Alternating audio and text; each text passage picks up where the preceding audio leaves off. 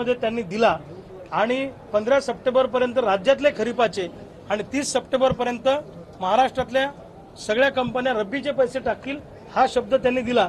Late का झालं म्हणून त्यांच्यावर कारवाई करा अशी मागणी आम्ही केल्यावर त्यांनी कारवाई करण्याचा शब्द दिला आणि अतिवृष्टीची नुकसान भरपाई सुद्धा आचारसंहितेच्या आधी टाकू हे त्यांनी सांगितलं। वाढीच्या अनुषंगाने निर्णय घेण्यासाठी आम्ही केंद्र सरकारला विनंती करू, बाध्य करू। आमचे शेतकऱ्यांचे काही प्रतिनिधी त्याच्यासोबत असावेत अशी भूमिका आम्ही मांडली तर ते म्हणले की ते चर्चा करून आम्ही तुम्हाला कळवतो। हा एक भाग म्हणजे आमच्या आंदोलनामुळे किमान सरकार आता गृहमंत्री अमितजी शहांकडे सोयाबीन कापसाच्या संदर्भात जायला तयार झालं, ही एक मोठी उपलब्धी आमची आहे। दुसरं, छत्रपती शिवाजी महाराज सन्मान योजना जी कर्जमाफीची होती आणि महात्मा फुले योजना होती, या दोन्ही कर्जमाफीमध्ये अनेक लोकांचे पैसे बाकी आहेत, ती दोन्ही योजनेचे पैसे आम्ही टाकतो असा शब्द त्यांनी दिला।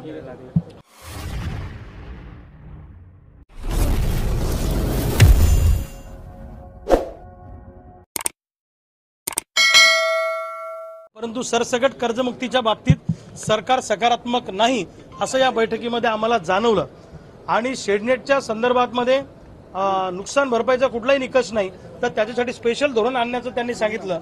विमा कंपन्यांवर आम्ही कडक कारवाई करतो असा शब्द या बैठकीमध्ये त्यांनी दिला आणि 15 सप्टेंबर पर्यंत राज्यातले खरीपाचे आणि 30 सप्टेंबर पर्यंत महाराष्ट्रातल्या सगळ्या कंपन्या रब्बीचे पैसे टाकतील हा शब्द त्यांनी दिला। लेट का झालं म्हणून त्यांच्यावर कारवाई करा अशी मागणी आम्ही केल्यावर त्यांनी कारवाई करण्याचा शब्द दिला आणि अतिवृष्टीची नुकसान भरपाई सुद्धा आचारसंहितेच्या आधी टाकू हे त्यांनी सांगितलं। अतिवृष्टीची त्यानंतर संत्रा मोसंबी अमरावती नागपूर पट्ट्यामध्ये मोठी गळती लागलेली आहे, त्याची ताबडतोब पंचनामे करून पैसे टाकू असं सांगितलं।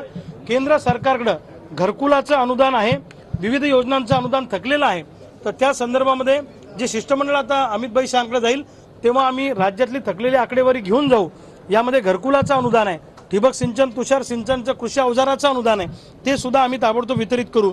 आणि महत्त्वाची एक आमची आजच्या याच्यात अचिव्हमेंट अशी आहे की सिंदखेड राजा ते शेगाव जो भक्तिमार्ग होणार होता तो रद्द करण्याचा शब्द उपमुख्यमंत्री अजितदादा पवारांनी आम्हाला या ठिकाणी दिला आणि त्यामुळे शेतकरी आता त्या भागातला भूमिहीन होणार नाही, ही आमची अचिव्हमेंट आहे।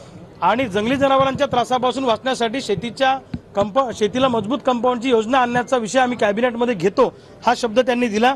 शेतमजुरांसाठी मजूर महामंडळ स्थापन करून काय चांगलं करता येईल ते आम्ही करू आणि प्रोत्साहनपर अनुदान जे रेग्युलर कर्ज भरणाऱ्यांना सरकार देणार होतं त्याच्यासाठी आम्ही निधी उपलब्ध करून देऊ राहिल्या शेतकऱ्यांना आणि आधार प्रमाणीकरणाला 30 सप्टेंबर पर्यंत मुदत देऊ आणि पीक कर्ज हे पेरणीपूर्वी द्या, पेरणी झाल्यावर देऊ नका ही मागणी आम्ही केली।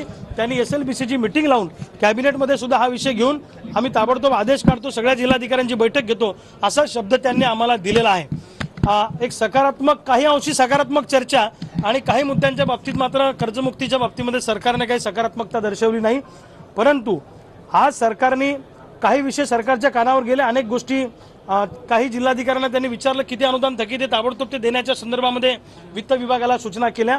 एक पहिलं पाऊल सकारात्मक शेतकऱ्यांच्या दृष्टीने पडलेलं आहे, परंतु हे जरी झालेलं असलं तरी जोपर्यंत 100% रिझल्ट येणार नाही तोपर्यंत आम्ही आंदोलन थांबवणार नाही। आमचं आंदोलन हे सुरूच राहणार आहे, फक्त आंदोलनाची पद्धत कशी असेल हे आम्ही आता 2 दिवसामध्ये राज्यातल्या लोकांची बैठक घेऊन ठरवू। आणि जसं मध्य प्रदेशमध्ये सोयाबीन उत्पादक शेतकरी रस्त्यावर उतरलेला आहे त्याच धर्तीवर महाराष्ट्रातला शेतकरी सुद्धा रस्त्यावर उतरेल, लोकशाही मार्गाने आमची आंदोलन सुरूच राहणार। परंतु 7,500 रुपयाचा जो तुम्ही सोयाबीनला भाव मागण्याकरता खरं तर मुंबईत आलेला होता, त्यासाठीच तुम्ही आमरण उपोषण केलेलं होतं, गेल्या वेळेस देखील तुम्हाला अटक झालेली होती, ती मागणीसाठी सरकार अनुकूल आहे का? कारण की सरकारने हमीभाव तर दिलेला आहे परंतु हमीभाव देखील शेतकऱ्यांना परवडत नाहीये। सरकारने दिलेला हमीभाव